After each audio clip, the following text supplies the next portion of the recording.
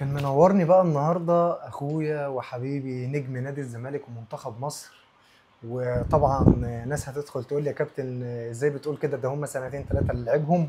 الراجل ده جايب 74 جون في الدوري الممتاز، وموهبه موهبه عدت على نادي الزمالك. اتكلم في حاجات كتير كان ممكن يعني يكمل وندمان ان هو مشي من نادي الزمالك، وقال لك ده اصعب قرار خدته في حياتي. لكن ده ما يمنعش ان هو موهبه، قناص، حاسم في اهدافه، دايما كان متواجد في الماتشات الكبيره، ودي نادرا لما تلاقيها في نجم كبير. اخويا حبيبي باسم مرسي، منور الدنيا يا صاحبي والله. يا دنيا وحشني. وانت حبيبي منور والله الدنيا العظيم والله. وحشني يا نجم النجوم. والله يا حبيبي منور الدنيا صعب الكلام الكتير الحلو ده. لا ده حقك والله العظيم، مش حبيبي. بجاملك يعني، حبيبي يا مش صاحبي. بجاملك والله يا حبيبي.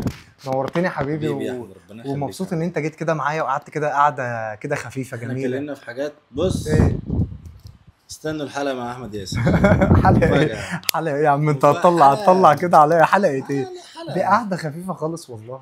لا ان شاء الله. قعده كده خفيفه القعده الحلوه والخفيفه دي تعجب الناس ان شاء الله تعجبهم وانت قلت انا حاطط لك القلب ده وراك عشان انت تقول الكلام اللي في قلبك، يعني فاهم قصدي؟ بقول يا صاحبي والله عيب عليك كده كده.